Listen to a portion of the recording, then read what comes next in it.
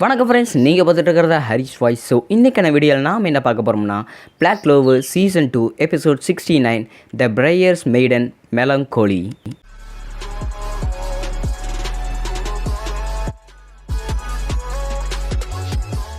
Opening சீன்லேயே ஒரு பொண்ணு அழகாக வந்து உட்காந்துட்ருக்காங்க. இந்த பொண்ணு பார்க்கவே ரொம்பவே அழகாக இருக்கிறா. இவரை மட்டும் ஃபின்ரல் சென்பை மட்டும் பார்த்தாங்க வளைஞ்சே விழுந்துருவார் அப்படின்னு சொல்லிட்டு ஆசை நினச்சிட்டு இருக்கும்போது அந்த கேபிட்டலில் இருக்கிற மணக்காரன் வந்து இந்த பொண்ணுக்கிட்ட வந்து ஒரு மிஸ்டேக்காட்ட பண்ணிட்டு இருக்கிறான். ஸோ இங்கே இப்போ இந்த இடத்துலையே நீ ஒருத்தி தான் அழகாக இருக்கிற வந்து எங்கூட டான்ஸ் ஆடுறியா அப்படின்னு சொல்லிட்டு அந்த பணக்கார கேட்கும்போது அதுக்கு அந்த பொண்ணு பெருசாக ரியாக்ட் பண்ணாமலே இருக்கிறாங்க.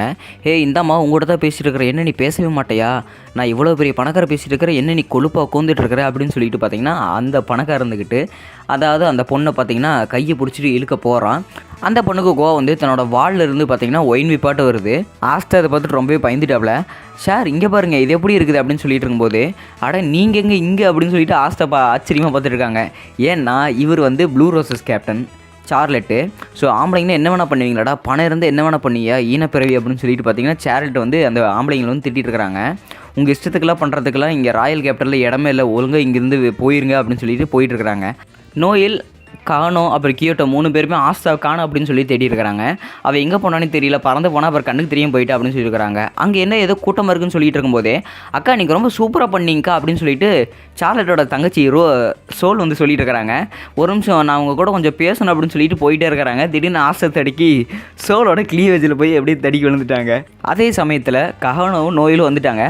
என்னாச்சு அங்கே என்ன ஏதோ சத்தம் கேட்டுச்சு அப்படின்னு சொல்லிட்டு நோயில் கேட்கும்போது அங்கெல்லாம் எதுவுமே இல்லை, கண்ண முடியும் அங்கே ஒருத்தர் அம்மனமாக நின்றுட்டு இருக்கிறாங்க குடிச்சிட்டு அப்படின்னு சொல்லிட்டு இருக்கிறாங்க. அப்படி கூட்டிகிட்டு போயிட்டாங்க. நீ தானே நீ கோட்டைக்கு வந்த ஒரு எலி குஞ்சு அப்படின்னு சொல்லிட்டு இருக்கிறாங்க. என்னது எலியா, நீ தாண்டி அகலமாக வளர்ந்தவளை அப்படின்னு சொல்லிட்டு ஆசை சொல்லிட்டு இருக்கும்போது சோல்ஜர்ஸ் முதல்ல இவனை தூக்கி போடுங்க அப்படின்னு சொல்லிட்டு அவங்க இருக்கிற சோல்ஜர்ஸ் கிட்ட சொன்னோன்னே அக்கா நீங்கள் வாங்க ஃபெஸ்டிவலுக்கு நான் உங்களுக்கு கரெக்டான ஒரு ட்ரெஸ் எடுத்து தரேன் அப்படின்னு சொல்லிட்டு பார்த்தீங்கன்னா சோலு தன்னோட அக்கா சார்லெட்டை பார்த்தீங்கன்னா ஒரு ரூம்குள்ளே கூட்டிகிட்டு போகிறாங்க. என்ன பண்ணிட்டு இருக்கிற சோல், இதுக்கெல்லாம் நம்மளுக்கு நேரமே இல்லை அப்படின்னு சொல்லியிருக்கும்போது அதெல்லாம் டைம் இருக்குதுக்கா நீங்கள் போங்க, நான் உங்களை ட்ரெஸ்ஸை அலங்காரம் பண்ணுறேன் அப்படின்னு சொல்லிட்டு போய் அந்த ட்ரெஸ்ஸை அந்த 4 துணிக்குள்ளே பார்த்தீங்கன்னா அவங்க ட்ரெஸ் சேஞ்ச் பண்ணியிருக்காங்க. உங்கள் ஸ்கின்னு பாருங்க ரொம்ப பல பண்ண இருக்குது அப்படின்னு சொல்லிட்டு சொல்லிட்டு இருக்கும்போது வெளியில் இருக்கிற ஆம்பளைங்களாம் அப்படியே கற்பனை பார்த்துட்டு இருக்கிறாங்க. எப்படி இந்த பொண்ணு இருப்பா அப்படின்னு சொல்லிட்டு எல்லாருமே நினச்சி பார்த்துட்டு இருக்கிறாங்க. பிளாக் பில்ஸ் எப்பவும் போல் குடிக்கிறக்க ஆரம்பிச்சிட்டாங்க. வெனசா சமையல் குடிச்சிட்டு இருக்கிறாங்க, சாமி எல்லாம் சாப்பிட்டுட்டு இருக்கிறாங்க. ஸோ நான் என் தங்கச்சி மேரியோட தான் நான் இங்கே இருக்கணும்னு ஆசைப்பட்றேன் அப்படின்னு சொல்லிட்டு காஸ் சொல்லும்போது மாக்னாவும் லக்கும் பார்த்தீங்கன்னா சண்டை போடுறதுக்கு ரெடி ஆகிட்டா இருக்க, சும்மா சண்டை போட்டுகிட்டே இருக்கிறாங்க. ஃபின்ரல் வெனசா குடிக்க கொடுக்கும்போது ஒரு நிமிஷம் இங்கே ஏதோ அழகான பொண்ணோட வாசம் வருது அப்படின்னு சொல்லிட்டு என்ன கொஞ்சம் மனுஷருங்க நான் போயிட்டு வந்துடுறேன் அப்படின்னு சொல்லிட்டு ஃபின்ரல் ஒரே ஓட்டம் ஓடிட்டாங்க. இங்கே அழகான பொண்ணை நான் இருக்கும்போது அங்கே யாரை தேடி போகிறேன் அப்படின்னு சொல்லிட்டு வெனசா நினச்சிக்கிட்டு மறுபடியும் குடிக்க ஆரம்பிச்சிட்டாங்க. ஃபின்ரல் வேகமாக ஓடி போய் அங்கே போய் பார்த்தா சார்லெட் பார்த்தீங்கன்னா அழகான ஒரு கவுன் போட்டு ட்ரெஸ் நின்றுட்டு இருக்கிறாங்க. அக்கா நீங்கள் ரொம்பவே அழகாக இருக்கிறீங்க அப்படின்னு சொல்லிட்டு அந்த பொண்ணு சொல்லியிருக்கும்போது என்ன அழகாக இருக்கிறாங்க ப்ளூ ரோசஸ் கேப்டன் சார்லெட்டு, நிஜமாலுமே அவங்க ரொம்ப அழகுதா அப்படின்னு சொல்லிட்டு ஃபின்ரல் யோசிச்சுட்டு இருக்கிறாங்க. இவங்க எதாவது பண்ணுறதுக்கு முன்னாடி ஏதாவது ஆப்பு வைப்பாங்க பாடுறா அப்படின்னு ஆஸ்தா சொல்லிட்டு இருக்கும்போது பார்த்தீங்கன்னா திடீர்னு அங்கே 2 பேருமே கோவப்படுறாங்க.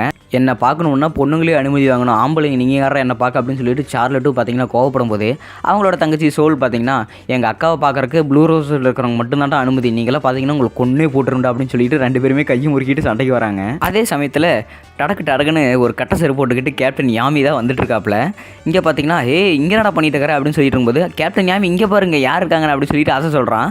ஐயோ இவங்கிட்ட எதுக்கு நான் இங்கே மாட்டிக்கிட்டேன்? பயப்படாத சார்லெட், பயப்படாத, இந்த இடத்துல அவனுக்கு உன்னை யாருன்னே தெரியாது, இந்த ட்ரெஸ்னாலும் உனக்கு அவனை அடையாளம் தெரியாது அப்படிங்கிறாங்க.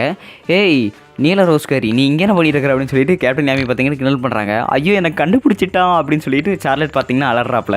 ஒன்றும் இல்லை, நீங்கள் இங்கே என்ன பண்ணிட்டு இருக்கிறீங்க பிளாக் புல்ஸ் கேப்டன் அப்படின்னு சொல்லிட்டு அசால்ட்டாக திரும்புகிறாங்க.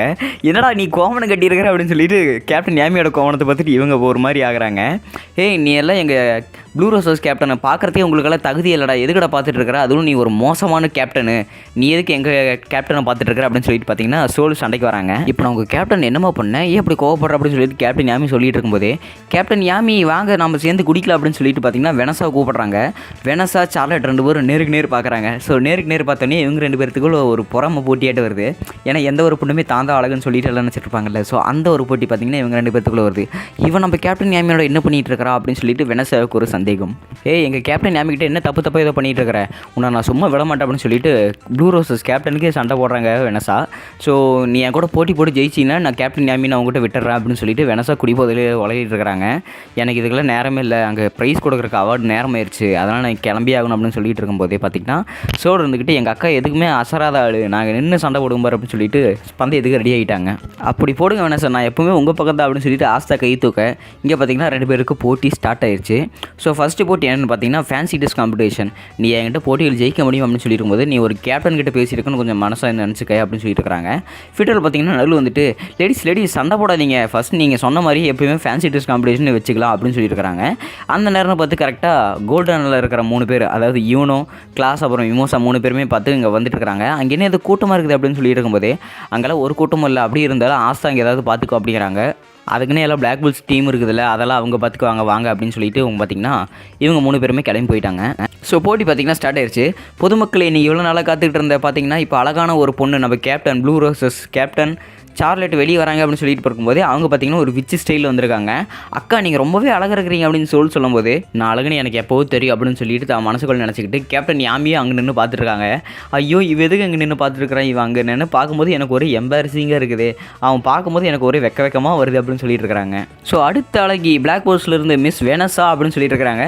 வெனஸா பார்த்திங்கன்னா ரொம்ப டீசெண்டாக பவ்யமாக இந்த காஞ்சரிங் படத்தில் பேயெல்லாம் போட்டு வரும்ல, ஸோ அந்த மாதிரி அதாவது சிஸ்டர் மாதிரி ட்ரெஸ் போட்டு வந்திருக்காங்க.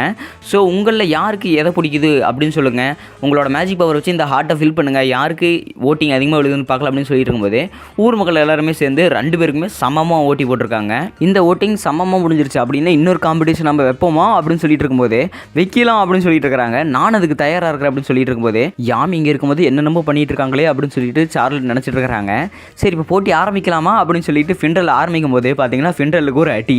இப்போ மறுபடியும் போட்டி யாருக்கெல்லாம் ஆரம்பிக்கணும்னு சொன்னமோ அவங்கள முன்னாடி வாங்கடா, நான் அவனோட நிலமை தான்டா உங்களுக்கு அப்படின்னு சொல்லிட்டு சார்லட் கூப்பிட்றாங்க. அங்கே யாருமே முன்னாடி வரல. எல்லாருமே ஓடி போனதுக்கப்புறம் வெனஸா பார்த்தீங்கன்னா அங்கே ரைட் சைடில் ஒரு கார்னர் இருந்துக்கிட்டு ஒரு கடையில் கத்திட்டு இருக்கிறாங்க. இந்த கிளவர் கிங்டமோட பல நாட்டு சரக்கு இது வந்து குடிங்க அப்படின்னு சொல்லிட்டு அங்கே ஒருத்தர் வித்துட்டு இருக்காங்க.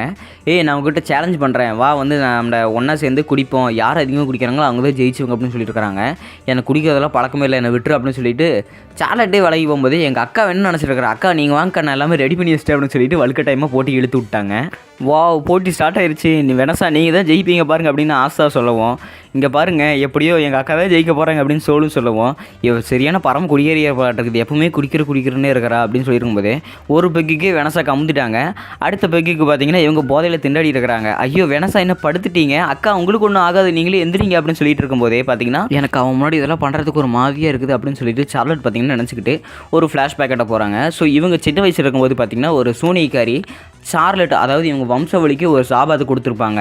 அது என்ன சாபான்னு சொல்லியிருக்க மாட்டாங்க.